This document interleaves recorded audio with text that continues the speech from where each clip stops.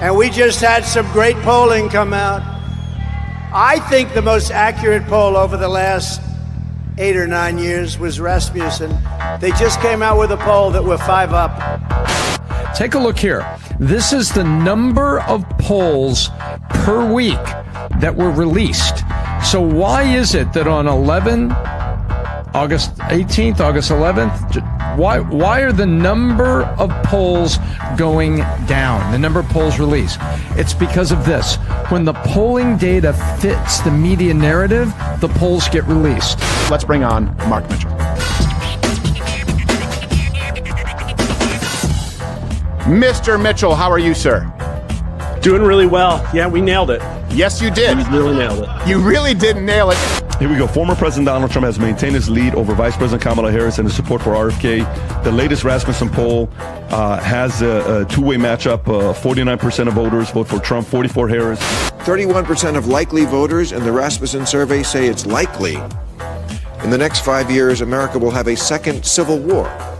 Well, first of all, Rasmussen is like Kool-Aid drinking. You know, they have monkeys, calling people on the phone, and it's nonsense. But aside from that, okay. This is not nonsense. I heard Oprah do a focus group on 60 Minutes. Oprah, that's not Rasmussen. We're supposed to like Oprah. Okay. Well, you were right. You were right the first time you came on the program. I mean, you nailed it, man. And so it's like the closest we can do to having a crystal ball. And so we say thank you, Mark. And a majority, over 60%, support laws against transgender procedures for minors. Now, this finding comes from a recent Rasmussen report survey on Americans' true feeling on the transgender ideology being shoved down their throats. Tell me what the American people think about this, sir. You've been polling this, Mark Mitchell at Rasmussen. So Rasmussen is an organization that engages in, polling. It is a polling company, but it's known to be a right-wing, tilted polling company. And they tweeted this out at 8:37 p.m. last night in reference to Donald Trump's mugshot. There we go. This Rasmussen poll came out over the weekend on possible 2024 candidates. Donald Trump, and this surprised me, don't forget, we're only 8 months into Joe Biden. All right, so this should still be the honeymoon phase. I mean, 8 months is early in a presidency. Here's why Rasmussen, I think, is the best. They go in and take tough topics and tough issues. So, again, you could say, we want to see a bigger lead for Trump. Trump +2 is bigger than he's ever done in all of our polling at this point in the election cycle. And it's like literally 2 assassination attempts, your best debate, and the DNC can't get you above Trump. The Kamala Harris campaign must be sweating and acting, begging for an act of God right now. Because in my opinion, that's all that's going to move these numbers. In 99% of the polls, she's beating him right now. We're 7 months out, but she's beating him. The polls are all over the place, and they're not really. They're not really. There's one poll, a Rasmussen poll, that shows him up too. A new Rasmussen poll, in fact, because the people get it. Much of the media doesn't get it. They actually get it, but they don't write it. Let's put it that way. But a new Rasmussen poll just came out just a very short while ago, and it has our approval rating at 55%. Head pollster Mark Mitchell. Mark, great to have you on the show. You've been telling me you think that these left-leaning pollsters have given Kamala Harris a fake lead. You think that Donald Trump is always, and I want to put this on the board because this is an Ipsos Reuters poll that gave Kamala Harris a 7-point lead. You put that on the board, and you're thinking this was just September 24th. Donald Trump's going to win. You had the LA Times 1-point race, Zogby 2-point race. Today you had a Rasmussen 2-point race. We could not have a better guest joining us than Mark Mitchell, the head pollster at the hands down most respected large polling organization, the most accurate large polling organization. There's big outside groups that do analysis of that. RasmussenReports.com. The polls were wrong. Yes. There were a couple of polls that got it right. Investors Business Daily was right. Rasmussen was right. Mark Mitchell from Rasmussen polling, by the way. You can follow him directly on X at Mark_R_Mitchell. One of the best follows for polling data out there on the web.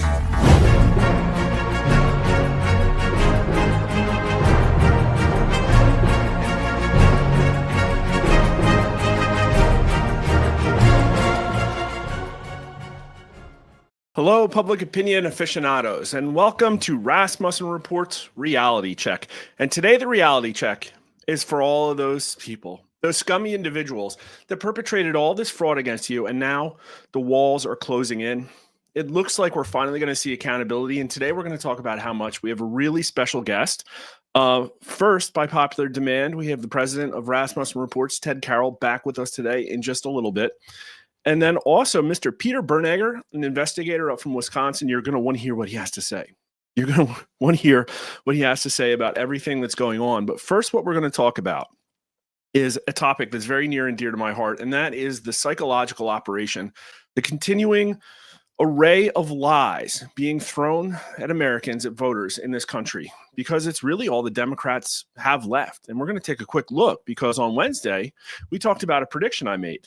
In fact, easiest prediction I ever made. Congrats, Quinnipiac poll, you're a joke. This is what I said on Wednesday. Prediction Master, someone is going to drop a Trump -10 approval into the Real Clear Politics aggregate by Friday to flip it negative for the weekend news cycle. And not less than 24 hours later, Quinnipiac obliges with not a -9, not a -10, but a -11 Trump approval. It's absolutely crazy. It's absolutely crazy because it's basically 15 points to the left of our Trump approval right now. And you can say to yourself, like, Trump approval, why does that matter? I'm going to tell you why it matters, but real quick, if you haven't yet, please subscribe to our channel. And if you're watching on YouTube, Rumble, Twitter, anywhere, please, like the video and leave a comment, even if it's just to say hi, because it will help more people see this content. It really will. It helps the algorithm. It gets more people in here. I think we're up against some really tough competition in the afternoon. That's why I like to stream at night, but we're doing it for the guests and for Ted. Ted goes to bed early.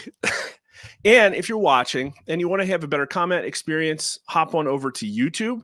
And also, if you have a really good question, make sure you put the word question in front of it. We don't have a chat moderator yet. There's really nobody watching it. Maybe Ted can, and he can star some of the ones that make sense.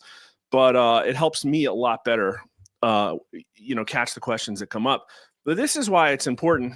This is an individual, Richard Hanania. I don't know who he is.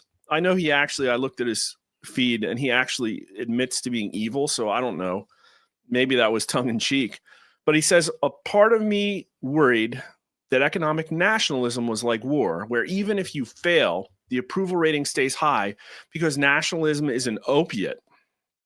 That would mean Trump would keep doing tariffs. Our only hope is if his popularity plummets.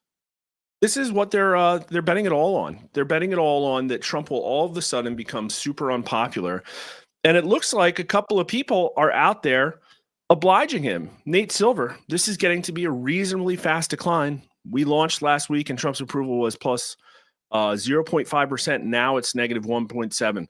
Well, we'll take a look at that. But where we're at right now, let's go here to the Real Clear Politics aggregate. And right now, we have Donald Trump at net plus 5, 52% favorable to 47% unfavorable. If you filter for Rasmussen Report, oh, look, we're at the top because we put out a lot of polling. Yeah, Trump's dropped.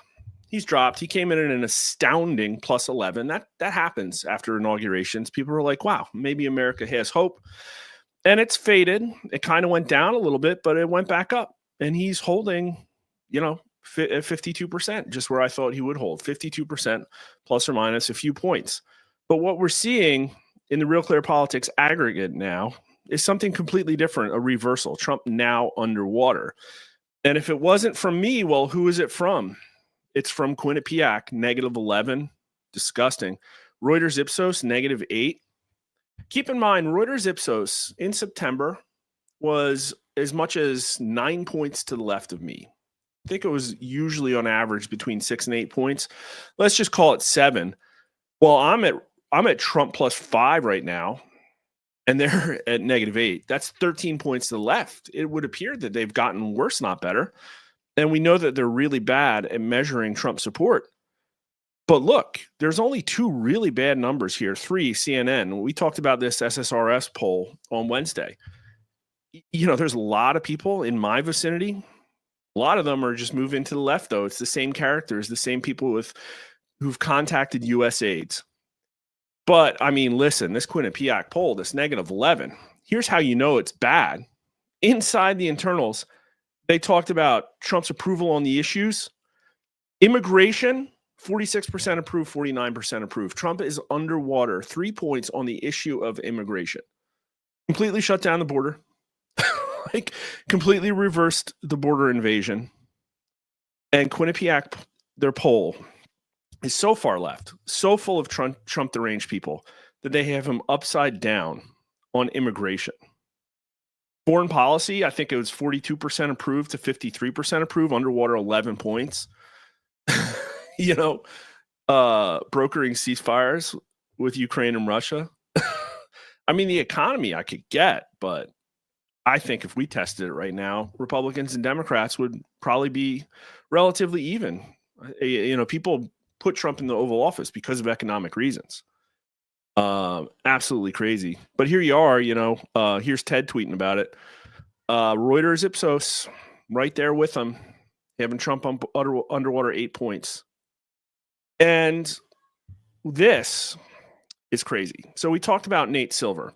And just for a refresher, I compared Nate Silver's state polling to the Real Clear Politics aggregate and to the outcomes of the swing states in 2024. And what I found was, depending on the state, Real Clear Politics was between about a half a point to about 2 points too far left. And in every single state, 538 and Nate Silver were even farther left.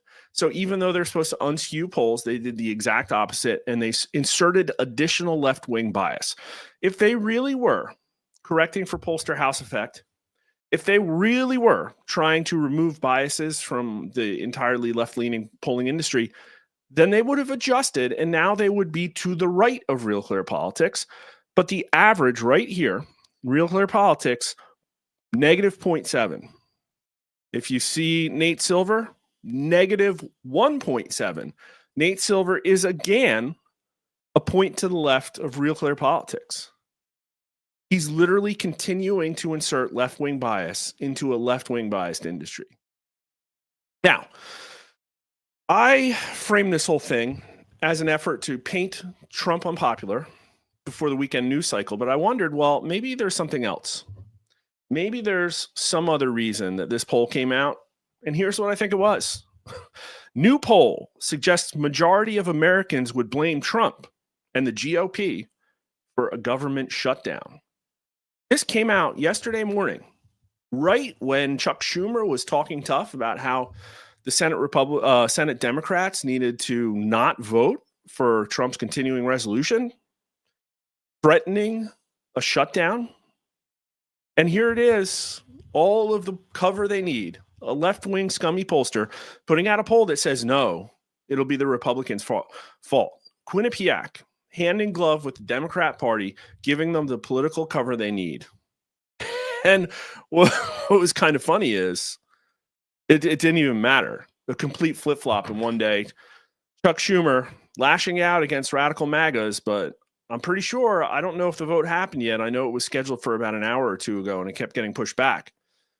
But he just caved, and the Democrats are freaking out. This is some comments off of Blue Sky, and I didn't composite these. Like, they're literally just ripping on Chuck Schumer. Your entire party is telling you to vote no on the cloture, and you're capitulating to these fascist cowards. Do your job and fight back, or get the hell out of the way. This is the sentiment on Blue Sky right now towards Democrats, towards not Republicans, towards Democrats. They have nothing. We talked on Wednesday about the absolute horrible situation they've put themselves in. It's a civil war. They're just going to fight. Half of the party wants them to be more insane, and the other half's trying to moderate. So much so that AOC is now calling for Chuck Schumer primary. Calls for AOC to primary Schumer mount after gutless surrender. And I'm sure that this is some left-wing rag. I'm sure this is some left-wing rag. You got to laugh at it. It's so hilarious. Here, Quinnipiac threw their credibility in the gutter just to give Democrats the political cover. Just to give Democrats a political cover, and it was all for naught. A complete waste. Complete waste. But I thought that was funny and worth talking about. But we're going to shift the topic. Our guests are here. I'm going to read them in, but first we're going to look at this. New York Post. Democrat fundraiser ActBlue facing possible terror financing investigation amid fraud probe. Woo! Terror financing, not just money laundering. Terror financing. Democrat online fundraising program ActBlue should be investigated for potentially supporting terrorist groups following credible allegations of fraud, a Republican lawmaker has argued this week.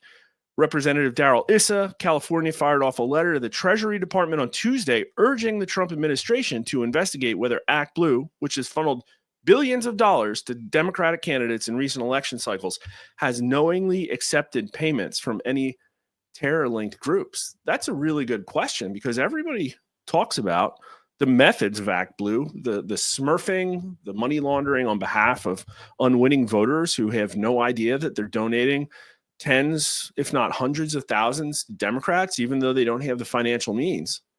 But the question has to be asked, like, where is that money coming from? Makes no sense how the Democrats keep, squandering up $2 billion, $3 billion in small dollar donations out of nowhere, time after time, and having really surprise results, like the 2018 election that sort of gave us a curveball.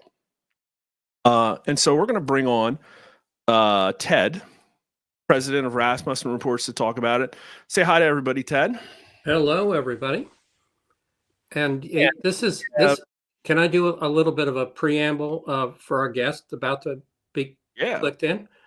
I think the most people recognize the ActBlue issue when James O'Keefe went door to door and met little old ladies who weren't giving $72,335. They were giving $7 to ActBlue. But before that, I think our guest will be able to tell us that he was part of a team that did the original research. And that's why when this thing is blowing up through the news cycle, you're talking about somebody who was there at the very beginning. So that I wanted to say that before you brought Peter in. Well, without further ado, here's Peter Bernegger, a really great follow on Twitter, and somebody who knows more about these issues and topics than I think Ted and I do combined times 10. And that's why we wanted to have him on, because we committed, like we said, to cover these issues that really very, very, very few people are. So really happy to have him. Hey, Peter, how's it going? Hey, great. I want to tell your audience a quick funny story. Is that we were meeting privately with U.S. senators, U.S. congressmen, in person, on Zooms, telephone calls, etc., and getting directly with them, not just with their aides. And their eyes would gloss over as to what we were saying and talking about as far back as 2022 of smurfing, which is structured money laundering into political campaigns in particular. So, and they didn't get it. Then we started to rephrase our message, whereby we would say, hey, when you run your race, your campaign, how your Democrat opponent is always outspending you. And then like a light bulb went on. Now it became important for the politicians, congressmen, senators to start looking into ActBlue because once they're affected, they pay attention. But if it's just us poor little serf peasants, it was just another citizen complaining about something that they wanted done. But when we kind of rephrase the message, they all of a sudden, things started to happen. Yeah, but imagine that. Once they have some skin in the game, then it's time to wake up and take accountability. Let me ask you, how did you first get involved in this topic? I just, I think Ted's got a lot of questions stored up, but I think everybody, a lot of people here are probably more familiar with your work maybe than even with ours. But I just, getting a little bit of that background for some people who might not be, I think would be great. Well, we got it started. I got it started with election fraud, and we've done a tremendous amount of work on that over the last 4.5 years. And I ran into a gentleman, Chris Gleason out of Florida, and then Philip Allison out of Texas, and other people. And we sort of jointly, but Chris was first on this by far. is that, okay, they're cheating in the elections. You always need money to do that. All right, so let's look into the money. And that led to one thing, to another, and all of a sudden, it just became clear in our eyes of what was happening.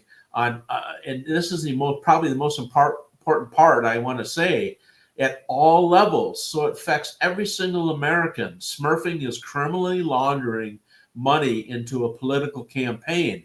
And you think, well, that's happening to a senator's race or Joe Biden's race. No, it's happening. We found it, not in all, but we found it in mayoral races, alderman races, school board races, and especially where they want to flip it from conservative to liberal. That's when you'll see the smurfing money start to come in. The ActBlues, and there's like up to 300 other organizations that we're pushing hard with the senators and congressmen and the 20 state attorney generals that we're working with, pushing hard to make sure they don't just stop at ActBlue. There's 299 more plus and more popping up. It's like whack-a-mole, that we need to eliminate smurfing from the political scene entirely.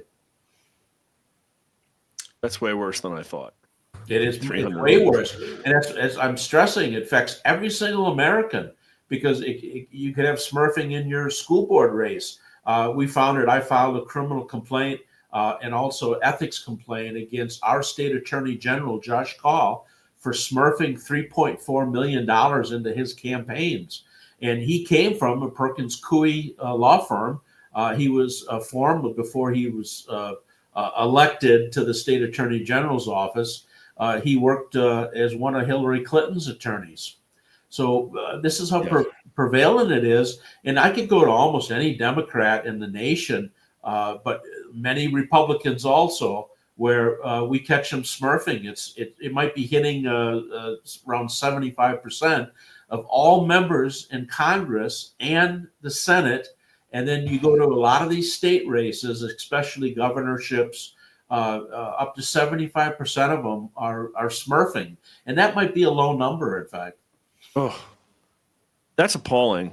One of the notes, before I give it over for Ted if he has questions, I was just using Grok and trying to wrap my head around how pervasive this whole thing is. And what was interesting is I was looking at David Brock's empire of media organizations, and the amount of the money that he got as a pass through ActBlue. So it's not only just funding necessarily these these campaigns, but it's going into censorship groups and online media policemen and hall monitors and information gatekeepers. Really perverse. It permeates everything. If you set up a committee or a pact, you can get on and it's just signing a contract with ActBlue to have them act as a collection portal platform to process payments through your website. And if you're an NGO, a nonprofit, obviously they're most heavily into political campaigns, but they branched out. But they're being replaced now. And one of the top wanted people in the nation, in my opinion, is Jonathan Zucker. He's one of the original co-founders back, somewhere around 2006 timeframe of ActBlue. He wrote the code. What they're doing is they're using computer bots to automatically make these contributions. So they'll take a big chunk of money of, say, $50 million. The computer bots will break it all down into, $1.50, $3, $4 donations, and then pick up on the name and address that's already in the ActBlue system of some little old lady in Wyoming, and start ramming through contributions using the computer bots. Now, tied into that, though, is Jonathan Zucker, has moved on to the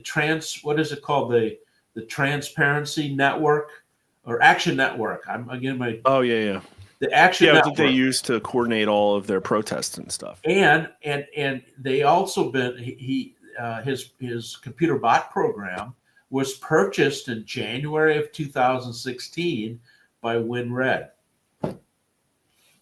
WinRed is doing this also on a smaller scale, but still they're smurfing money into some of the Rhino campaigns, and we've named them. And again, I'll say there's 298 other organizations. Emily's List, DCCC, the DNC, state and federal. You can keep going down and down and down, whereby Black Lives Matter. They all bought this software and they're doing their miniature ActBlues. But we got to come in and we're going to shut them all down. And that's what I keep communicating to the congressmen, senators, state attorney generals. I know there's 20 of them that we've got. They opened criminal investigations back in, the first one was September of 2023. And that was Jason out of the state attorney general of Virginia. And then others started to join in, Ken Paxton, Indiana, Iowa, Wyoming, and many other states. Missouri is another one. So it's an ongoing criminal investigation for more than 18 months now. And it's getting to a point, we've been supporting them all along, but I'm calling for action. It's time to go make the arrests. Yeah, it all has to come crashing down before 2026. It feels like one of those things, though, where it's like, yeah, on certain laws you can be held accountable, but if it becomes mutually assured destruction, like that's where we're at. And so Republicans won't push on this either, because how many people have Win Red plugged into their campaigns? It's sure, but Win Red is doing it they are doing it, smurfing, but on a smaller scale. If somebody would step up and tell them to knock it off, like one of their board of directors or something like that, they could stop it fairly quickly, but within 24 hours if they wanted to, and then go after the other ones. But I think it's going to go through because, again, you have people who are in office, like U.S. Congressman James Comer, who came out yesterday with the long interview and the video saying about the SARS reports from the U.S. Treasury filed by the banks against ActBlue. And then also the FBI has been investigating ActBlue. The 7 top executives left the other day. All their legal corporation counsel, vamoosed. That tells you something. When the attorneys run, you know that you got them.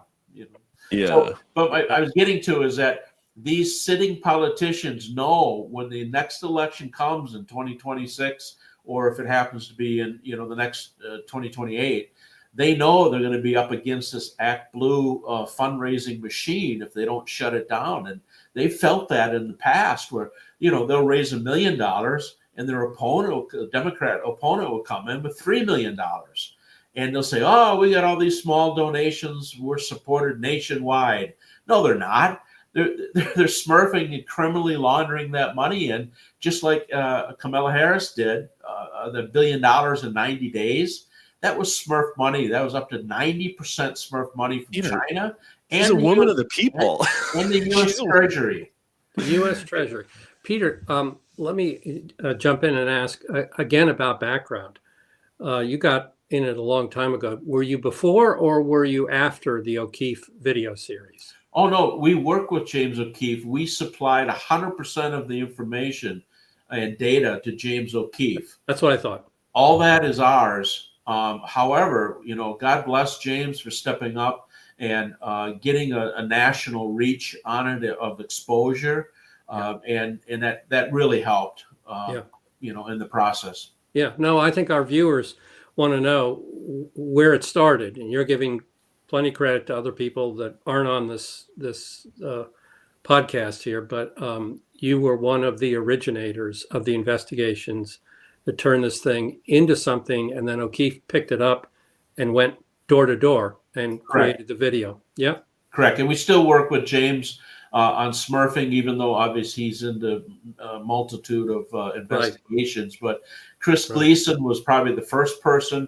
Then I and others joined, and this is going on for pushing four to maybe 5 years. And it's everything's hidden from you. Of course, we don't have criminal subpoena investigative powers, so we have to do our research and public records requests and et cetera. And we have so much more that hasn't come out yet, but it's volumes and volumes of what's going on. And the other day, though, I did a podcast and I named everybody who's in on this, and I'm talking about the banks. and I'm going to name them again right now. Wells Fargo is the number one by far, and Bank of America, Amalgamated Bank out of the Washington, D.C. branch. In Wisconsin, it's Associated Bank, which happens to be the largest bank in the state of Wisconsin. And then for the financial platforms, the fintechs, we call them, Stripe is in on this, PayPal, Giftogram, Bills.com, which they bought the Divvy debit card outfit out of Utah. That's how they got sucked into this. So those are the platforms that are doing it. And as I tweeted out the other day, it's impossible to deal in very large sums of money across different entities without attorneys. It can't be done because of our legal system. And even I always say, I joke, The Godfather had an attorney. Everybody has. The drug cartels have attorneys, loads of them, right? And so you can't do it. And we identified, we have the goods. It's Mark Elias, no surprise, and Perkins Coie. They're the ones who are the attorneys for ActBlue behind the scenes, who set all this up over the decades now. And those are the ones that are doing this. So those are the names that are in on this. Okay, Peter, you're confident that if any of these named entities offered to sue you, you would just present them with their own documents, I guess. I'm saying this because I want them to sue me. Okay. Oh, discovery. Discovery is a beautiful thing. Okay. And you've turned over all of this evidence, obviously, to various congressional people in Congress. And did you ever meet directly with the FBI? Probably not. No, but I can tell you that they have a case open on it on ActBlue. We meet with the state attorney generals. Right. Sharing information is what I mean. Yeah. And we haven't provided them everything because it kind of took on a life of its own, where U.S. Senator Ron Johnson and Congressman Brian Stiles, who happens to be from Wisconsin, but he's the chair of the committee that oversees the FEC, the Federal Election Commission, who handles campaign finance or donations. Right. And he happens to be from our state. But both of them have opened official inquiries into ActBlue, and then they have also been referring to the FBI, to the state attorney generals.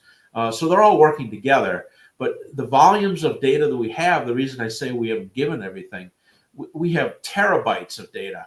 We're one of the few, I think we're the only ones. We downloaded the FEC database pushing 4.5 years ago. We're the only ones in the world that have that. And that's important. I tell you why. We've downloaded it several times over the years. So we've got historical snapshots. Nobody else has that. The reason why it's so critically important is that the FEC's database constantly changes. Even historical, let's say you go back, real quick example, to 2019, and you look up a certain query with different filters or parameters. Wait a month, go back and do the exact same query, you come up with different data. It's horrible. It's horrible what they're doing. They're moving money around. They're changing or deleting transactions, and we've got them. We've got them cold. So these are public records.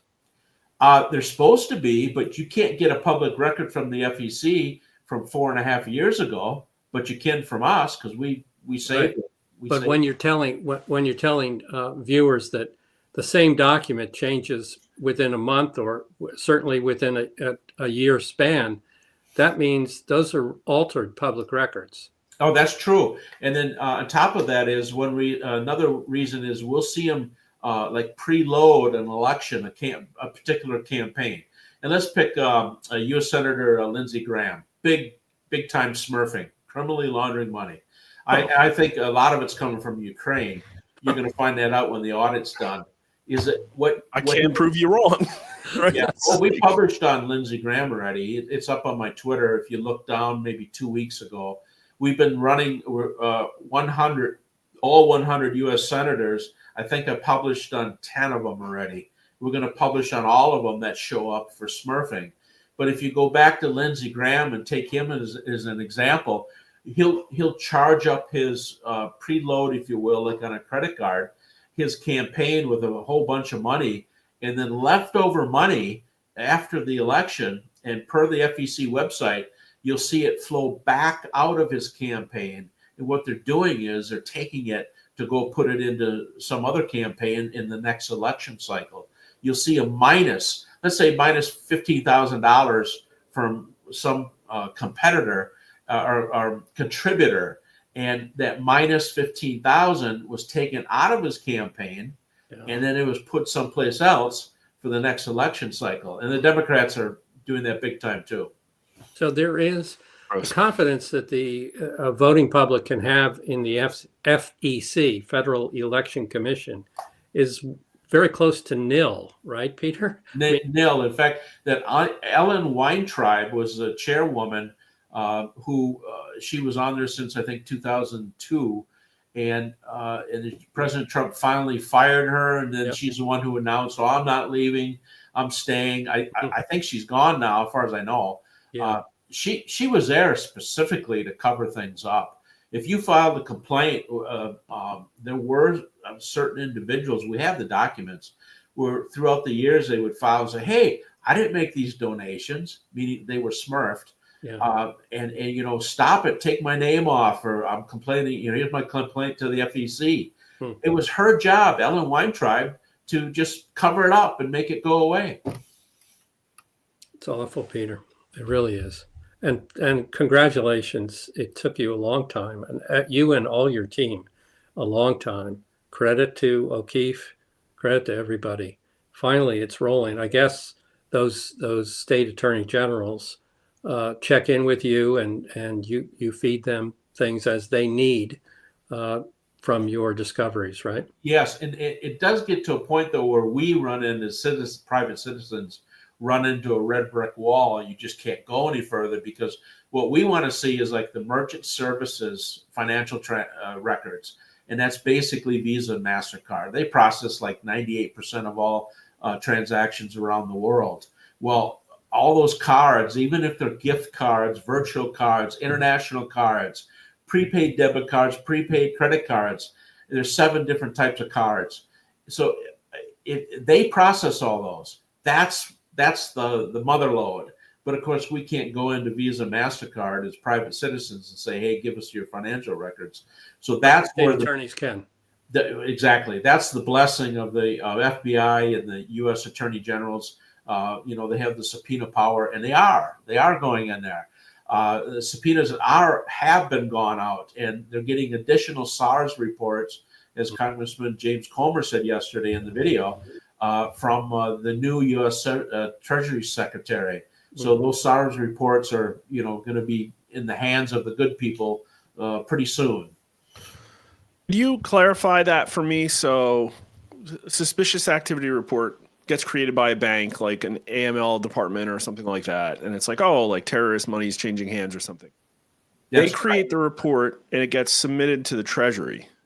Yes, they have to. If they have a banking license or a financial institution license, like through the comptroller of currency or OTC, they have to file by law, or they can get criminally charged. That they something suspicious here. We have a little 86-year-old lady, banking customer, and we see there's 72,000 contributions. This is a real example. 72,000 contributions going to ActBlue from her account over X number of years. And they're mandated to file that SARS report to the U.S. Treasury or to the U.S. banking outfit, and they file it with the Treasury. So all those reports are there.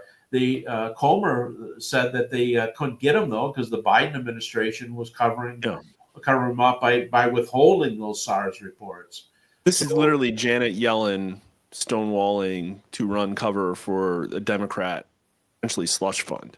Yes, and Janet Yellen should be charged, hands down that she should be charged, because she specifically withheld SARS reports from the United States Congress in an officially open investigation.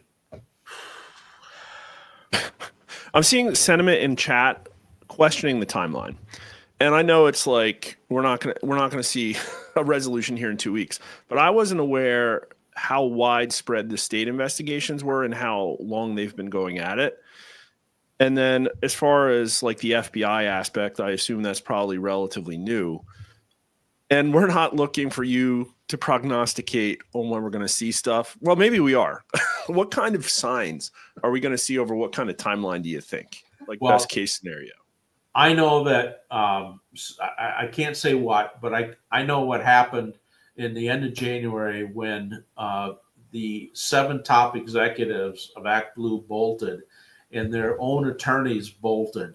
And so I know what happened, and they know that they're facing big time prison. And I'm talking about the criminal money laundering, violating the Bank Secrecy Act, wire fraud, mail fraud, identity theft of the elderly senior citizens. But the biggie is it did come out, the terrorist thing on Elon Musk and X and Tesla. And they're tracing them. And the money in particular, though, is coming from a lot of it's coming from the U.S. Treasury. That's what the FBI, when the FBI stepped in, is that part of the clue. When they stepped in recently, that's when all these things happened at ActBlue, where they panicked and the rats are fleeing the ship. So you're saying that that's U.S. taxpayer money. At least a big source of this, I always thought, Peter, was China or other enemies of the United States. It is China. It is China. It is Iran, and it is possibly Venezuela. I don't have indication on Venezuela, but it's not Russia. That's strictly the old Russia BS. Don't ignore that. And it's China. It's billionaires like Reid Hoffman, co-founder of LinkedIn, Hans von, what's his name? Hans Weiborg out of Wyoming, the Swiss billionaire. George Soros's, but that's where George Soros's, the Tides Center and Foundation, there's 5 different Tide entities. Mm-hmm. And that's one example, a real one, of where the money is coming from the U.S. Treasury. So it goes from the U.S. Treasury to NGOs and could go off to offshore bank accounts, and because there's multiple ways they're doing this. Then it comes into a Tide Center Foundation, to a PAC, to a super PAC, to a 501c4 dark money, and into the campaign of a Democrat or Republican, but also, mostly Democrat. But also, there's federal taxpayer monies being siphoned directly into this thing too, right? Well, I don't know if I'd say directly. I mean, it's not going from the U.S. Treasury to ActBlue into there. No. Correct. No. All right. Yeah. They're First intermediate. going to some NGO, which, by the way, in a whole nother topic. I mean, we are the ones who identified. We downloaded the entire IRS database of 990s, all of them, and we ran them and looked for connections of money or names, and we whittled it down, if I can say that, to 55,000. And we put out live interactive videos that show the 55,000. You can click on any dot, and it'll take you to that specific one and show you the connections of the money and the people. Right. Now, it's in those 55,000 is where they are getting money from the U.S. Treasury. It comes into one of the 55,000 or one or more of the 55,000. Then it goes to the next one, and it's into a PAC or a super PAC, and then it gets into the campaign. That's how it's coming from the U.S. Treasury. Unbelievable. Can I turn the corner, Peter, with you? And I know. Let me ask one more quick question, Ted, because this is the people who are watching who are followers know that I ran into this. I think about a week ago. Maybe it was Monday. I did a little segment on Social Security and covered some of our polling, and I let it in with this video of Paul Ryan throwing grandma off the cliff. And I was just interested in who produced that horrible piece of crap, the most historically bad political advertisement. And I tried to find out. Turns out it was put out by a guy who's affiliated with a group called Tesseract Consulting, blah, blah, blah. And it's a 501c3. It had a 990. And what was weird to me is the fundraising pattern. So it's been around for over a decade, but just all of a sudden out of nowhere, one year, like 2015 or something, it just got like 30 million. Out of nowhere. It's like, 500K, Never 400K. seems to happen to us, Mark. Yeah, right. Well, you know, the 990s, I couldn't find anywhere in there that said where that money came from. So how does one find something like that out? Because it's awful peculiar. Well, if it's a 501c3, they're required to tell where that money came from. If it's a 501c4, they don't have to. Okay. It might have been. But in the 55,000 I keep mentioning about NGOs that are connected to each other one way or the other, it could be a connection through the people, where you have one executive director sitting on the board of another one whose sister's married to whoever, and that's how you trace them that way too, in addition to the money. But 501c3s are required, because I have one. It's required by law to state where the money came from. Yeah, let me look them up. But so it's like, what is the universe of tools beyond just like ProPublica for looking at the 990s? That's about it. I mean, that's a good one to look it up, individual 990s. But, you know, we took it to the next level where we used our fractal programming so we can, you know, show the connection between all the 55,000. Yeah. There's millions of NGOs and nonprofits. Peter, when you say fractal program, are you working with Jay Valentine's group? Yes, I am. I have access to the fractal programming system on my computer. He's an impressive guy. Yep. Yeah, and a lot of people have chastised him, but people don't know that he did a ton of work at no charge, and he is a private company. You know, that's his main business, and he wanted to charge for it. And what's wrong with that? I mean, it's kind of what our country's about. And people did get upset with him in the sense, well, you should do it for free for your country. Well, when you're talking about big systems like that, you can start at $500,000 cost.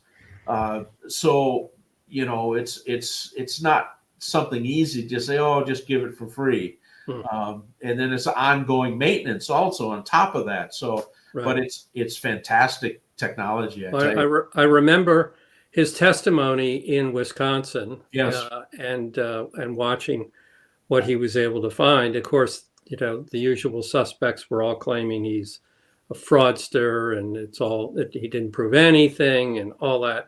And I knew just based on their rhetoric that they were worried. Yeah, exactly. So it should be in every single 50 of the states to real time monitor and correct, if you will, the statewide voter lists. But that's another story for another day. Okay, Mark, can we move back? Yeah, go ahead. I'm sorry. Yeah, I'm looking at the 990s. So proceed, gentlemen.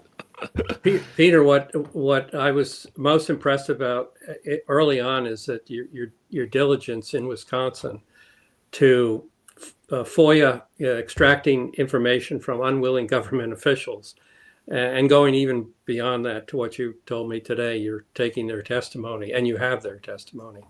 I think one of the greatest extractions was your thing from the court clerk in Milwaukee. I think I just showed it to you, and I put it back on the website this afternoon, just saying that you were coming and reminding people that this is you, and you did this. Can you? There it is. This is about. Is it Milwaukee, Peter? Yeah. Yes, that's right. And I'd like to tell your audience, in a nutshell, how they stole the presidential election in 2020, if that's right with you guys. Yeah, bring it. Yeah. What they did is, again, election fraud is carried out 1,000 different ways, but the main one of how they did it in Wisconsin, we found out. We got lucky with 2 whistleblowers that came forward, and then 4,600 public records requests I personally have made, lawsuits filed, sworn testimony, depositions taken in court cases. And this is what happened, is that around between 10:30 and 11 p.m. on November 3rd, 2020, in the city of Milwaukee, Clara Woodall-Vaugh, the election clerk at the time, was sent the observers home. And she told them all the ballots had been counted. They stopped counting, and that she stopped counting, just like the other 6 or 5 swing states, right around 11 p.m. Central Standard Time, roughly. and but they all stopped counting about the same time. And in our case, she sent the observers home. Well, there's some problems with that. She wasn't done counting. At 1:15 a.m., a Dwayne Johnson, not the actor, but a guy in Milwaukee. He's a young black guy in maybe early 30s. We have a picture of him, whereby he brought ballots in at 1:15 a.m. to the city of Milwaukee. Remember, everybody's gone except a few election people left remaining. At 1:30 a.m., they started firing up the tabulators again, feeding ballots through. Well, first off, you can't do it without the observers there. And second off, you can't bring in ballots after midnight. The only exception is if somebody's in line waiting and it goes past midnight by chance, they still get to vote. But you can't bring ballots in after midnight. That's illegal. Like two state laws, yeah. So then she stopped counting. So we got three things right there. And then at 1:30, she fired up the tabulators and started feeding the ballots through again. And at 2:30, we had a God bless her, Maria Sanchez, who filled out a sworn affidavit. She punched the clock there. She was working. And she looked back, and they were still feeding ballots into the tabulators. And she was already signed up for that third shift, and she went home. And we have another one, retired Army Colonel David Bolter filled out an affidavit. He was there yet around 1:30 a.m. in the morning, November 4th, and he saw that ballots were brought in, big bags of ballots, and they started to feed them into the tabulators. And that's Claire. Then the whistleblower told us. Claire picked names and addresses off of the WisVote statewide voter database that she could see who had not cast a ballot. So these are real people. Everybody always wants, oh, dead people are voting. No. Or fake people are voting. No. They're using real people, and they're picking them because it's an inside job. They can see who had not yet cast a ballot. They pick those names and addresses off, assign them to a ballot, and cast a ballot for those people. That's how they stole the presidential election in 2020, November 3rd. And it happened on November 4th. Now, that's exactly where this email ties in. At 3:06 a.m., I have a videotape by TMJ News out of Milwaukee. They were filming her, and that's a little suspicious to start with. Why were they there at 3 o'clock in the morning to film Claire walking out of central count with the USB sticks with the absentee vote totals on? Well, it doesn't even make sense to me, but that they did. And thank God they did, because I have the video and it's on the internet. At 3:06 a.m., she's walking out of central count where they count the absentee ballots for the city of Milwaukee. But remember, she kicked the observers out, the last one, around 11 p.m. and stopped counting 11 p.m. on November 3rd. So why is she staying in there for, 4 hours? And a few other people like Neil Albrecht. He was the former clerk before her, but he was in there too. And Jonathan Zenga, a deputy clerk. And Badi Chang, a deputy clerk. Why were they in there yet feeding ballots in when the observers were gone and she already told people they counted all the ballots? So that alone shows you that there's election fraud in the state of Wisconsin. And that's in short how they stole the election. There's a lot more to the story, but I can't go on. Well, since we have it up, I mean, the point is that she walks out at 3 a.m. and then less than an hour later, she gets congratulated for delivering just the margin needed at 3 a.m. Unbelievable. Well, you look at the date, the time. It's 4:17 a.m. 4:07, Peter. It says 4:07. Oh, he's talking about up here. No, go way to the top. Yep. Oh, yeah. Mm-hmm. Okay. Right. You're right. Yep. So, Peter, we have a separate group that we've been following and publicizing their investigation, the Clinton whistleblowers, and they are doggedly following the United States Postal Service through courtroom after courtroom, trying to get the shipping documents as to who put millions, apparently, of counterfeit ballots into the Postal Service trucking system and then out to various states unknown.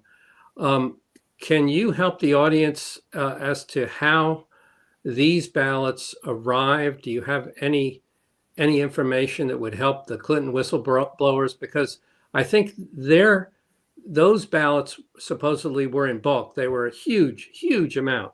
So the big truck probably rolled somewhere into Wisconsin to somewhere where the load was broken up, and then a smaller vehicle, and you've named a person who did deliver the ballots, then those ballots arrived in Milwaukee. Do you have any information as to back up the chain that might help the Clinton whistleblowers? The information I have is that it was a white truck, smaller in size, not a semi truck, right, that brought in the ballots at 1:15 a.m. It was not on a U.S. Postal truck. Right. So that's about all the information I have, except then they, when they were filling them out, that they did have help from Micah and Souls to the Polls. But this was all done with drop boxes, these nonprofits I just named, and then a non-postal truck. All so right. I don't So think what, I have Peter, anything to help them otherwise. So maybe the ballots that were put through the tabulator inappropriately were manufactured locally in Wisconsin. They were, because I took the sworn deposition of Claire Woodall-Vaughn, the former election clerk, and in the transcript and then supplemental information that was supplied later by her attorney, city attorney of Milwaukee, Peter Block, is that they were printing ballots in the back conference room of room 501 of City Hall in Milwaukee for 2 weeks before the election. They had 2 ES&S ballot on demand printing machines. She admitted they printed them, and she just conveniently couldn't remember the number. And I asked and asked and asked, and she just she could remember every single thing else, but she couldn't remember how many she actually printed. Did she admit to making the candidate selection on those phony ballots? What she stated is that they printed out, they took blank pieces of rolls of paper, which are sold to them by ES&S. I have the invoice, and it's rolls of blank paper. They put them in the ballot on demand machines, which is basically a laptop with a printer, sold to them by ES&S voting systems. And then they printed out ballots, and they're considered, it gets into some details here. City of Milwaukee is considered a Class A city. We only have one in Wisconsin. Class A cities are allowed to print ballots. It's the goofiest thing, but you can imagine. So she printed an awful lot of ballots, but she did not admit to ticking the box on every ballot for Joe Biden. No, but that's what those nonprofits did. In printing the ballots for 2 weeks, and I know why, because they have at the time 316 wards. We have wards, not precincts here in Wisconsin, and so they have 316 wards. Each one of them could have a different ballot depending on aldermen, school referendums, different types of races. So, so the ballot on demand machines are perfect because you can just print some out for these wards or this ward, this ward. Right. And remember, they're printing them out for 2 weeks in advance, and so that gave them plenty of time to fill out the ballots, for Joe Biden, and then put them into the system. So my takeaway is that Wisconsin, at least to your knowledge, is not one of the targets for the Clinton whistleblowers' truck to have arrived. It was a homegrown project using what they call print on demand ballots or test ballots. Yeah. Okay. But to my knowledge, that's correct what you said. So that's how they did it. Now again, they cheated 1,000 different ways, but that was the main one that put them over the top. And I think tied into this is in Wisconsin, we never found the machines, the voting machines, Dominion and ES&S flipping votes. But what we did find is that they are connected to the internet, and then the DHS, our own federal government through CIS, CISA, they can see what the vote counts are on election nights when the county clerks receive them from the municipalities, at least the ones connected to the internet. And think of that. That's exactly what you need to know is how many ballots have been cast, so you don't go over 100% turnout. Right. And with the observers kicked out, the entire activity was illegal. Oh yeah. As soon as the observers were kicked out, because she did it based on fraud, right there from that minute on, everything else was fraudulent, and it just compounded as the hours went by. So I mean, she needs to be prosecuted big time. Something you said, Peter, sort of tickled something in me, and let me tell you my perspective of the election fraud. Is that I'm busy polling like all election season. I was putting in like 100+ hour weeks in September and October. And it's one of those things, it's like probably just going to bite me. I have no idea how much, and it makes my job harder. Because in 2018, you look at the midterm turnouts here, they've been pretty steady, right at about 40%. And then all of a sudden in 2018, out of nowhere, it was up to 50%, which is like, a 20% increase, absolutely massive, complete like 3 Sigma outperformance. And we got raked over the coals for being too right leaning in 2018. And so this is like basically my level of understanding about what's going on. And on November 5th, I recall watching as I was on these streams a series of events that made me think for a moment that we were going to see another 2020. Because after they called North Carolina and Georgia for Trump, it became very clear that Kamala Harris had to sweep the Rust Belt. And what I saw is that the releases were slowing down, and there were so many votes like still outstanding in Philadelphia, Pittsburgh, Detroit. And I looked at Wisconsin, and every single one of these cities, it was like between a 20 and 40% of precincts reporting, right? But in Madison, it was 95% in. And they stopped counting, I think, for like an hour and a half. Like, people can back me up on how long it was. Shapiro came out and gave a speech. And I thought, well, that was it. Somebody gave the message. Everybody stopped counting. They're going to do the 2020 playbook. Is that what the deal is? Like, Madison literally doesn't qualify to have their little ballot printing things in the back room? Or was something else that happened? Like, what went right this time? Couple of things. That Dane County does not have central count. Central count means that's where a municipality counts all their absentee mail-in ballots. So that's our definition here in Wisconsin. So the city of Milwaukee does it along with now about 17 others like Green Bay, La Crosse, Wausau, etc. And so it's been increasing. But Dane County, I don't know why the city of Madison in particular has not had a central count. So the local wards or the polling places count all the ballots, including the walk-ins that day, same day voting, and also the absentee, all at the same location. They don't centralize. So that's a little play there. I think President Trump won. One is obviously he had a great turnout. He's a force to be reckoned with politically. But I give credit to the Patriot groups, including my Patriot group, that we blocked them from bringing the ballots in again. And I can prove that. Is that first off, you could see that we stopped people. I'm talking the Patriots, stopped them from bringing in loads of ballots in Michigan, in Pennsylvania, in Georgia. The Patriots were there. They stopped them in Philadelphia. Peter, let's stop for a second there. What exactly was happening? You have your group standing on the sidewalk and a bunch of people show up with boxes? No, I hired licensed private investigators, and we also had Patriot volunteers that signed up, and we had several Zoom meetings prior to the November 5th election. And what we did is we sent our people in there, and the election officials were so shocked and scared and panicking. And this is what happened. In 2020, in the city of Milwaukee, they had 169,000 absentee ballots. In November 5th, the city of Milwaukee, they ended up with 108,000 at 8 p.m. It dropped from 169,000 to 108,000 in one municipality. And I'm telling you, they wanted to bring ballots in, and somebody gave them the order this time to stand down on President Trump.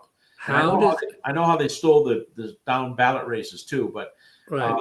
so that's what happened. You had 169,000 in 2020. I get you. In the city of Milwaukee, and our people stopped them from bringing the ballots in late at night like they did last time.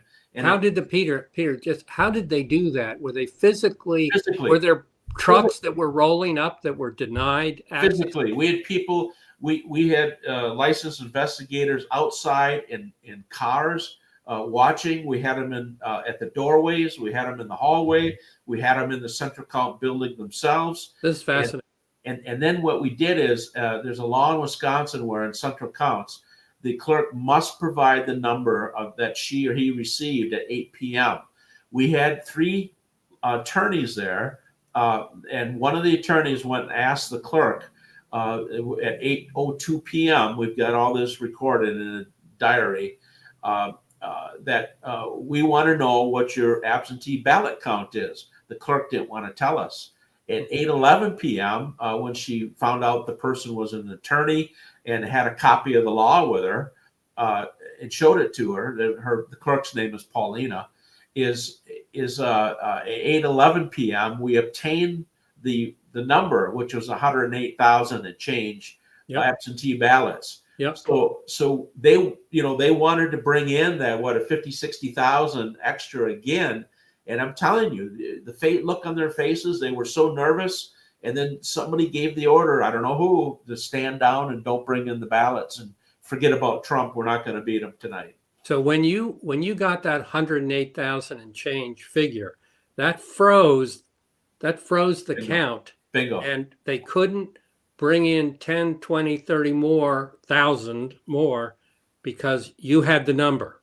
And they couldn't kick out the observers either. Even if they did, it wouldn't have mattered because we had the number. She was locked in at 108,000. Well, that's what I think. I've been waiting for someone to actually have been in a room like this, and I think our readers will be fascinated at this part because this is how you did it. You used the law. You locked the count at the time when the law said she had to provide it.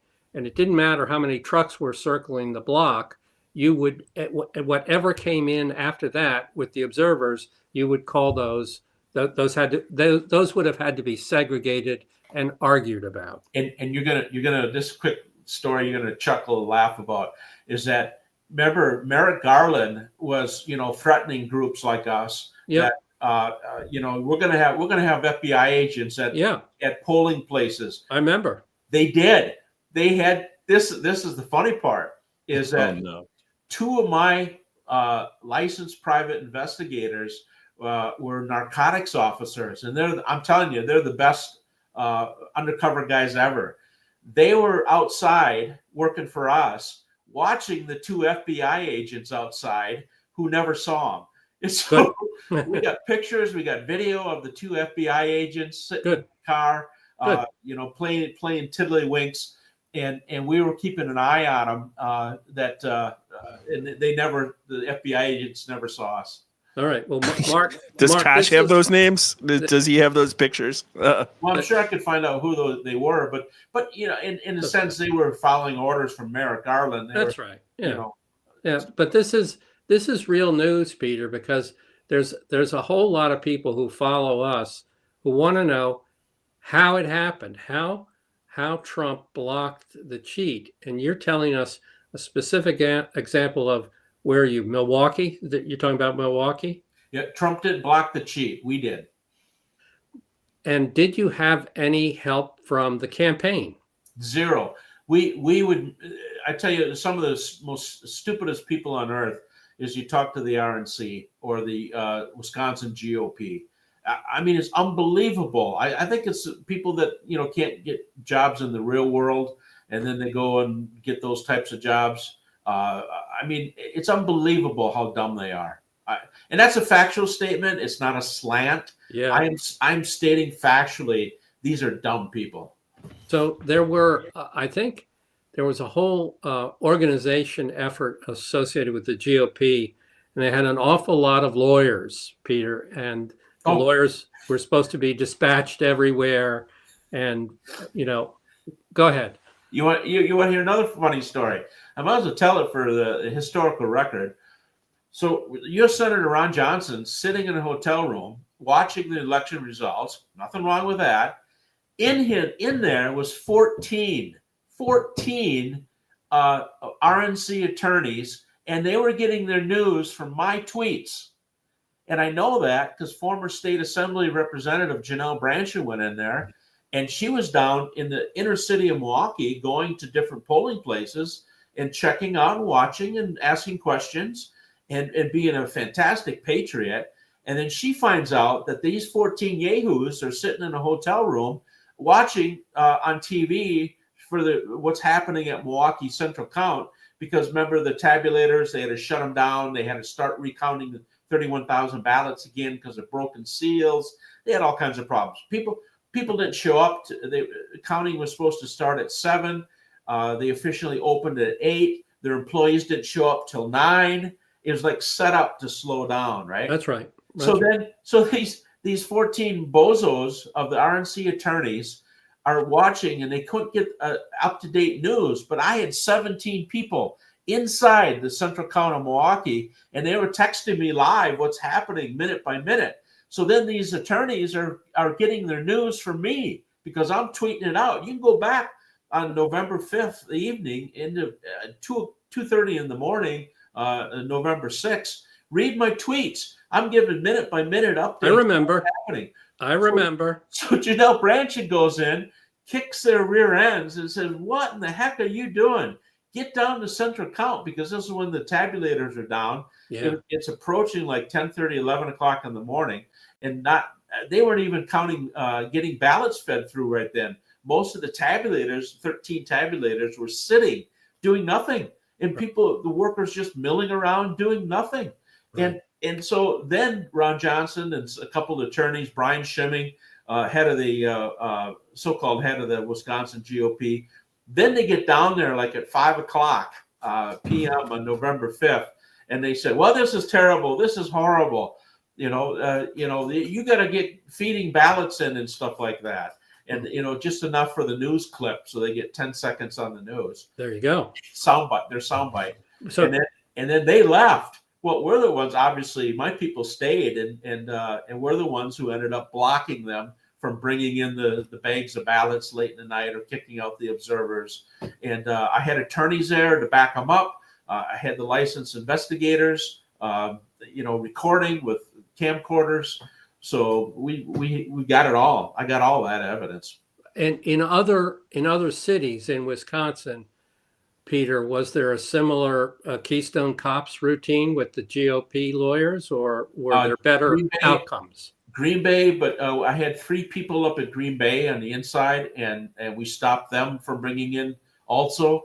And curiously, about the same timing when we shut them down in Milwaukee, right about the same time, I'd say 15 minutes later, then Celeste Jeffries, the clerk up in Green Bay, also backed down. And then we knew at that point Trump won. Fascinating. I don't think have you told this story before? I guess maybe once before, but maybe not as much detail. But we're honored. This is great TV. We were fighting with the RNC, the GOP for months. I'll say years. And they don't even understand how elections work. And that's why I think how they come in, they're so ignorant. And they say, well, there's no election fraud, or there's just a little bit of fraud. So they don't even understand how fraud's happening. But they didn't have people, the RNC legal team, you're telling me they didn't have people in Central Count where ballots were being handled and observers were observing? They were not there? And No. I think the GOP had some of their own people there, but not attorneys. And this is after hours and hours of ballots not being fed through, workers not working, seals being broken on all 13 tabulators. I remember you writing that up. And all this stuff is happening, and the RNC is still not there. And you know what they did? They called me. I have it on my phone. They asked me to file a public records request for the video camera, for the tape. They called me to do that. You know, they wouldn't listen to us for the 6 months prior to the November 5th election. And they paid the price we did too, of course, because of the down ballot losses, which could have been prevented. But of course, no, you know, the RNC knows everything. They just ask them. Well, there were a lot of people who were concerned that this kind of thing would happen. And I'm sure there's going to be plenty of comments after this video is released that, no, that wasn't it. You know, we were here, there, and everywhere. But there were plenty of people who were worried that this would be exactly what happened. And you were the guy who stuck his finger in the dike. And well, stopped. tell you what, you let those people say that they were there, and then we have the sign-in log sheets from the public records request I put in, and then I'll pull up the log sheet. So let those people get on the camera and record it that they said they were there. I'm not saying there were none of them there, but not the right people were there. Wow. What? Let me ask. I've been saving up like a few chats of questions, and so I just wanted to take a moment to direct them for you before we go into another topic. Or listen, Peter, like people are loving this, and the numbers of views keep going up. Yeah. So, like, happy to have you. If you have to go, like, just give me the nod. Otherwise, you know, I think I would love to do several other topics with Peter at another date. And you know what? Something's going to break, Mark, in Wisconsin. And now we know who we're going to have on that night when it finally comes up. Because you know, Peter, I know the Wisconsin legislature report was taken down from the website. The Bar Association or whatever clown group you've got out there is persecuting the judge who ran the investigation. Yeah. That you have, I mean, the 136-page official report, it's chock full of outrageous fraud. And all's Robin Voss and all the other poobahs want to do is move on. And it didn't happen, and the judge is a bad guy for some reason.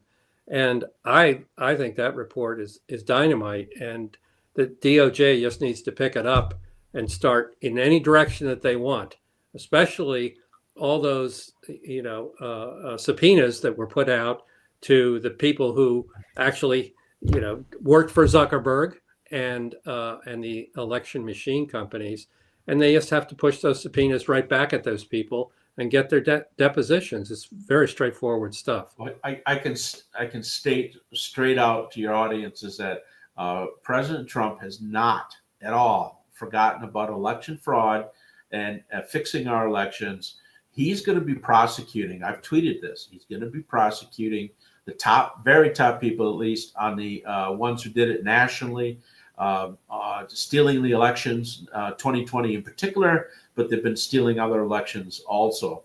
And it's again, it's a death by 1,000 cuts is how they're doing it. So never get confined into one way. Now I just described through some long stories of like the main way they did it at one election in Wisconsin on November 3rd. But there's other ways that they're stealing it, like inflated voter rolls. Right. That's election fraud. Smurfing, criminally laundering money into campaigns. That's election fraud.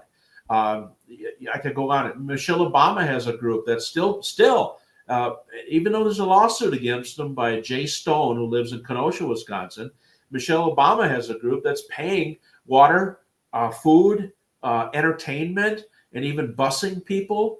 And then taking them to entertainment places after or before voting. We've got people doing captains and runners downtown in certain areas of Milwaukee. You got a captain who walks down the main street. He's got runners that go off the blocks. They go down and knock on the doors and ask for their absentee ballot from the resident, and then they hand them $40.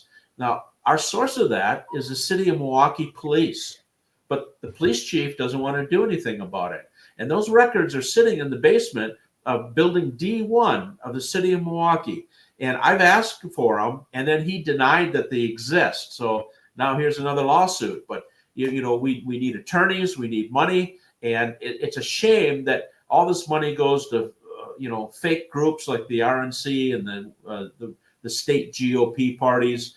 and a lot of people out there running so-called national integrity groups that do nothing, and we're scratching for $10 to be able to do something and take real action. Right now, we have 9 lawsuits, and I'm funding most of them. 9 of them right now that we're suing people. One in Georgia, one in Colorado, a bunch of them in Wisconsin, that we're fighting to clean this up. And of course, we virtually have no support.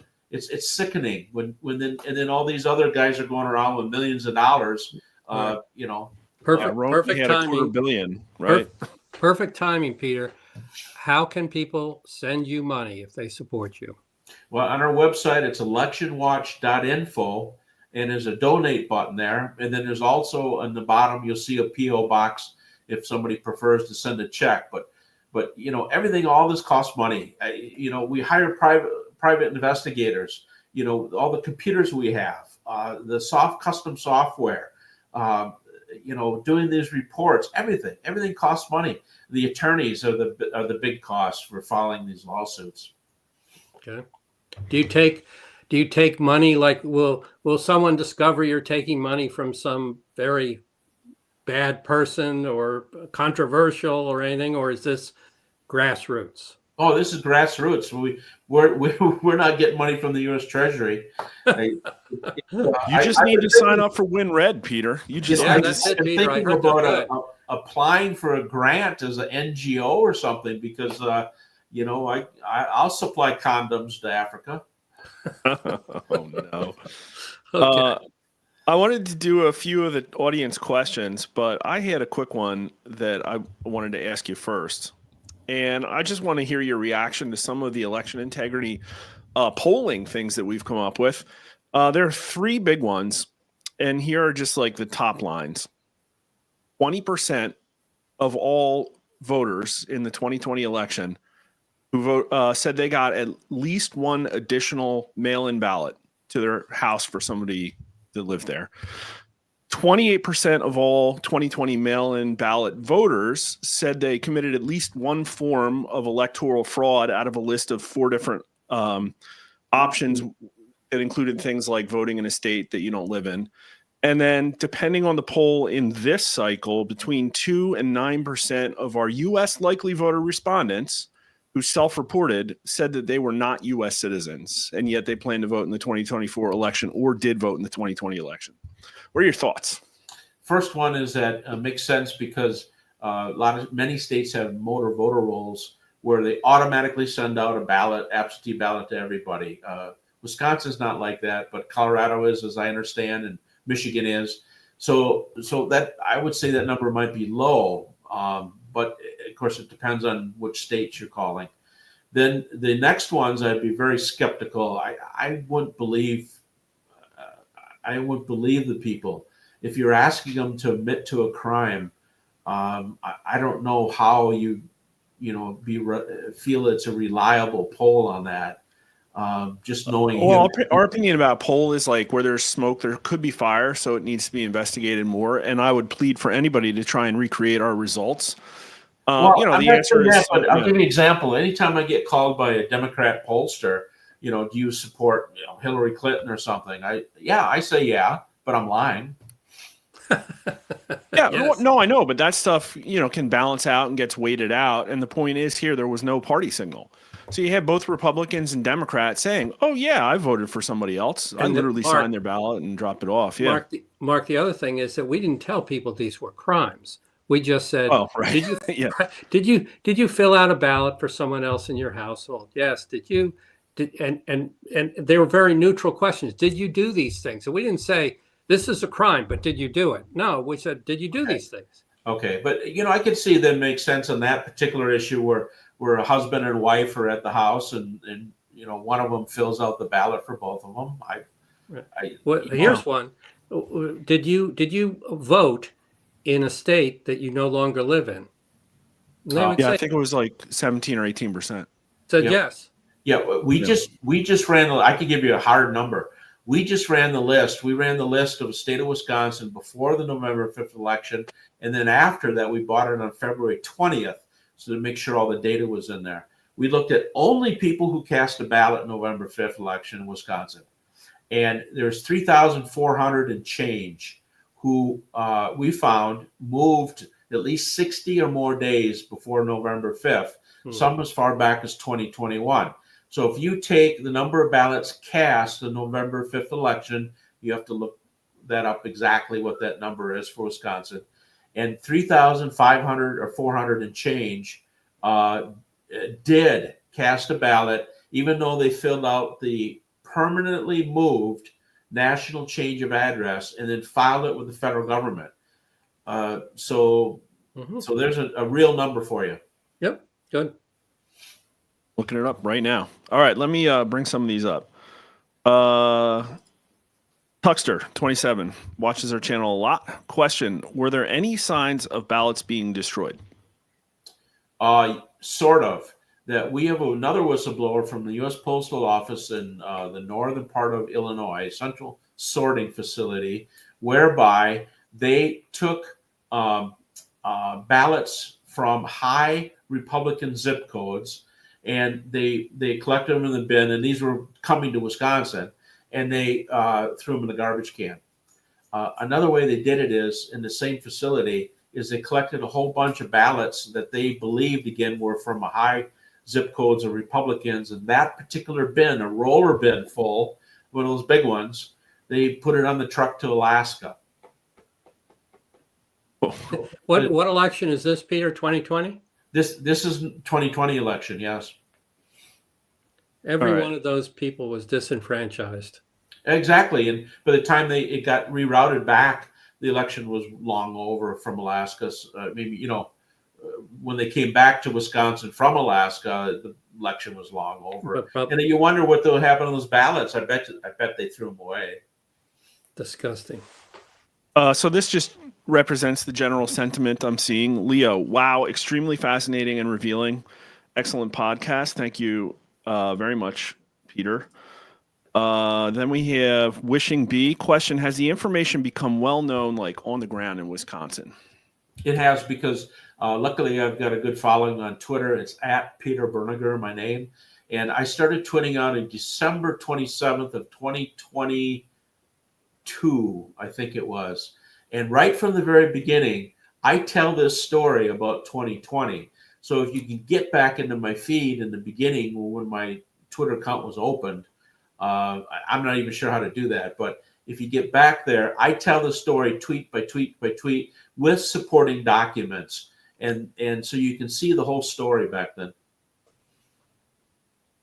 And then this is a comment. I wasn't sure exactly what they're saying, but I wanted to see if you could react. No Roses Glasses.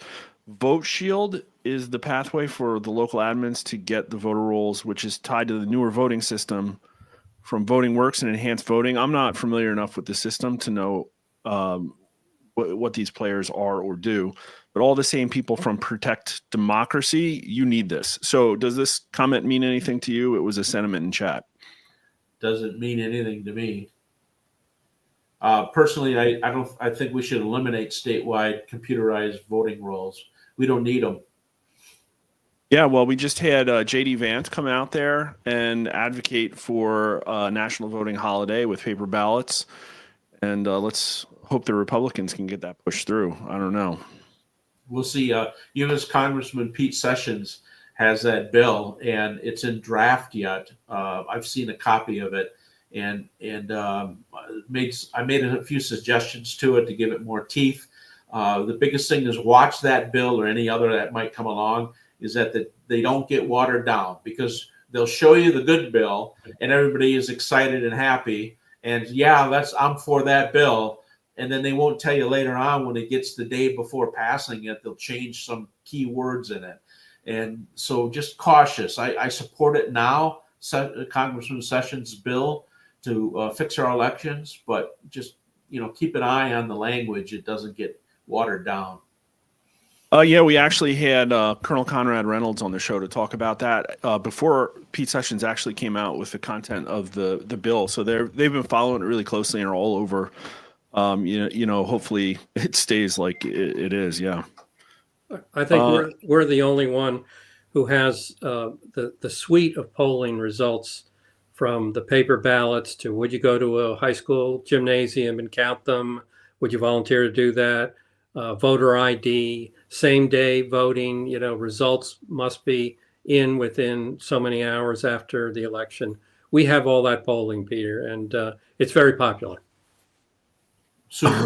Old Dino Hunter just says at 2:50 Mountain Time, YouTube pulled the plug on this podcast. I think we were being a little too truthy. I don't know. I still see viewers, so it might have just been for them, but it's very likely because we've been demonetized and had videos zapped before. So, Peter, just to that topic, everything that you represent, you have sued or deposed or found through official sources. So when you claim something on this video, it's not your personal opinion.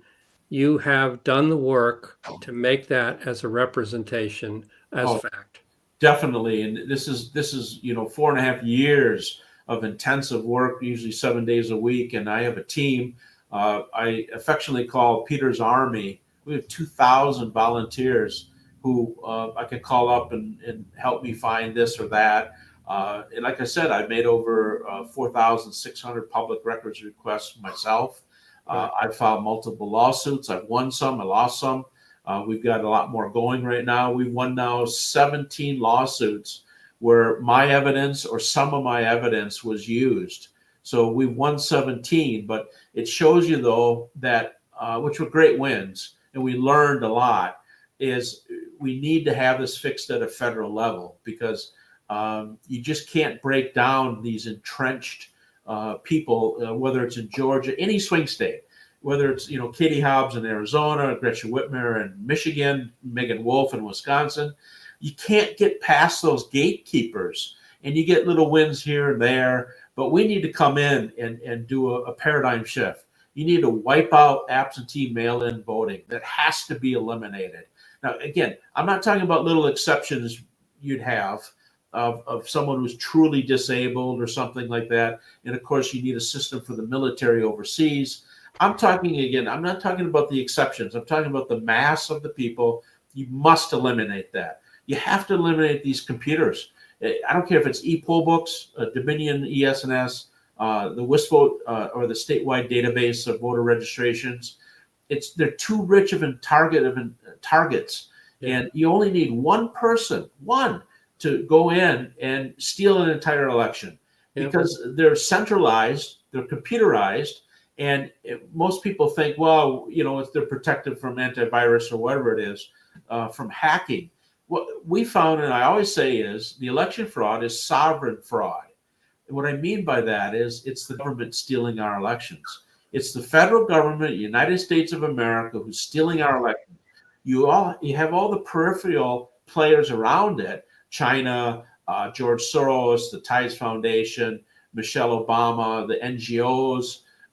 They all make a circle around there, and then the state players. But the key person or entity is the federal government. It's sovereign fraud. Yeah. They're the ones who are meddling in our elections and CIA, subcontractors of the CIA, DIA, DIS, Department of Intelligence Services, Department of Intelligence Agency. They're the ones. I have names of the agents, and they're dealing with the Dominion in Belgrade, Serbia, and they work out of Bonstil. Bonstil is the largest military base in Serbia. It's fairly new, relatively, and that's I have names of 2 agents, and there's one up in Romania. All right, this is, and they'll make it look like it's international or something, but it's really the U.S. government stealing our elections. I can trace right back, like Chris Krebs. Oh, please don't start with that guy. Oh man, Peter. The one thing we don't want to have YouTube take us down because we're just about to get to the good stuff, and the good stuff is when the DOJ finally steps in. Because you are right, Donald Trump has not forgotten one iota of what was done to him, and he is going to direct this thing to be exposed, and it is going to be brutal. So I was saying to Mark, I don't want to start with election integrity until the DOJ takes their first step so that we're not ahead of them. But that's why I keep referring to your having done the work, You can back everything up. You have the documents. You're that kind of detailed person. And still, I don't know. I'm seeing in the comments here. No, we haven't been taken down. Maybe that was false alarm. Yeah, that might YouTube's have been been our false biggest. alarm. But I don't want to lose. YouTube's been our biggest partner in spreading election misinformation. So right. So I don't want to lose the platform because people like you, we use it to amplify legitimate investigations like yourself and other people like in Georgia. Well, if you scroll down on my tweets for years, I provide the documents. You do.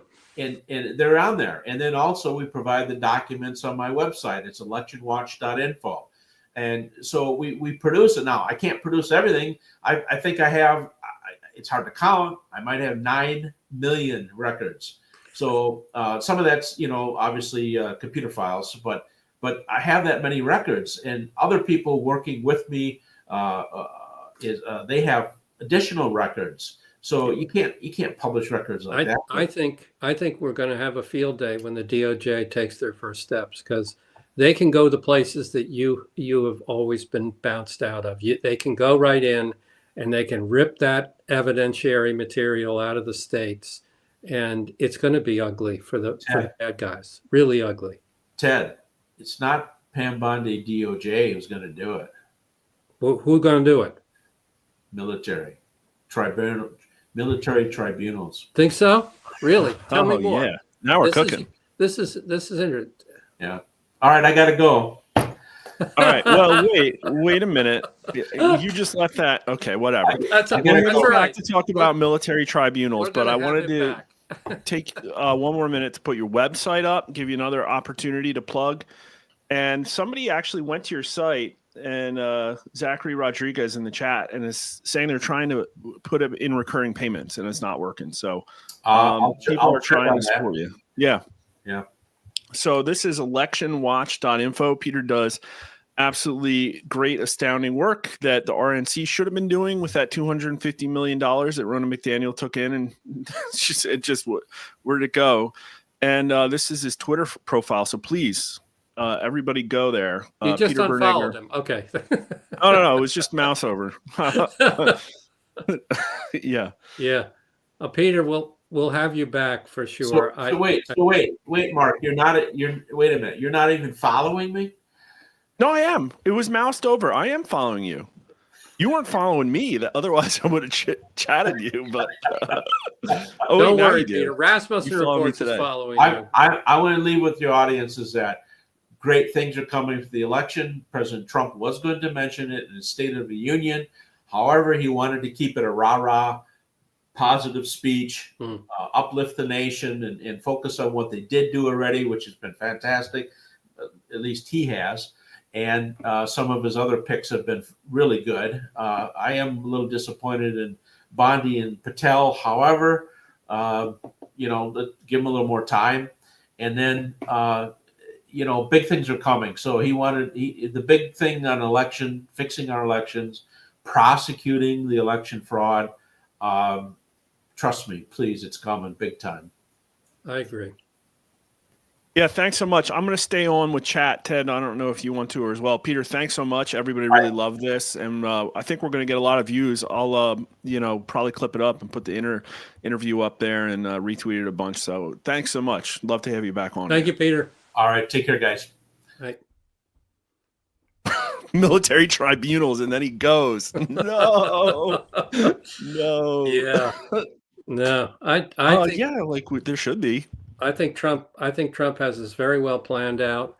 I don't care, Pam Bondi. I think there are people who have been looking at this for a long time, and he's very interested in getting going. But they're bigger fish to fry, like the Ukraine and Russian war. But he'll get there. Well, there is some good news. Is that all illegal migrants held in Guantanamo Bay, Cuba, have been sent to Louisiana instead. There's no migrants being held in Gitmo because it didn't even meet ICE safety standards because there's no air conditioning. So this is a perfect place to send all of the riggers. Yeah. Okay. Oh man. That's good. Well, Harmy Dillon's hasn't even been confirmed yet, so I can understand why we haven't really seen anything from election integrity perspective. Yeah, I don't know if it's her or if it's someone else.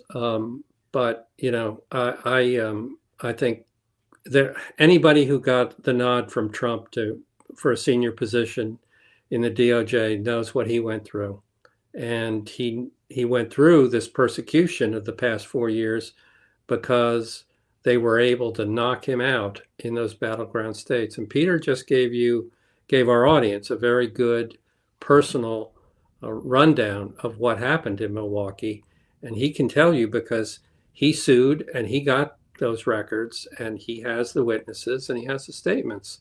So we know that the witnesses were kicked out and the ballots came in. Yeah, it's all sworn depositions. Yep. It's like us. Like, we don't go out there and conjecture. Like, it's based on polling. Right. Yeah. I don't want to miss this. We got another Super Dude Uber chat. Thank you very much for the $10. And also any last minute questions. I'm not sure what we have in store for next week yet, Ted. So I guess we got to wait and see what the questions come back on Monday morning. Yeah, I would. Peter is so unique, and the ActBlue thing busted wide open. I thought it was important to introduce him early to our audience, but we're certainly going to have him back. Yeah. I'm also looking. It doesn't seem like a lot came out of that speech today at the DOJ so far. So I was hopeful. Revenge is best served cold. So there won't be a lot of this. They did though file on the date. I think January 20th, as Trump was sworn in. The DOJ or someone on their behalf sent a missive to Colorado indicating their interest in the Tina Peters case. And that is just an absolute horrible situation. And she's in bad shape, I guess. And she's innocent. And they're going to follow that. And that's the first thing that came out. I featured that to our readers. Yeah, I think we might have put it up on the screen too. Yeah. Angie Jack, thank you very much for the $10. Keep doing the great work. We don't intend to stop. In fact, all of our competition is putting themselves out of business. So it's a great time to be Rasmussen Reports. Yeah, thank you. Yeah. All right, everybody. We'll be probably back Monday night, back to our 9 o'clock, Monday, Wednesday, and Friday. Well, I don't know. Maybe Friday will be the guest day we do early. We get better views at night, but it's like, Friday night, get people. So thanks again, Ted, Ted Land and Peter Berniger. Appreciate all Ted's work. You can follow his election integrity stuff at Rasmussen_poll, which is our main account. My account's Honest Pollster now. And please, we're all of these forces are arrayed against us. We're pretty much in a very small contingent of independent people fighting the information war. RasmussenReports.com. Please subscribe, or you can subscribe to read our articles on the Twitter feed as well. Or just, get a newsletter, share our stuff, or like this so more people can see it and help us get the word out. We really appreciate it. We do. We really do. So see you next week. Thanks again.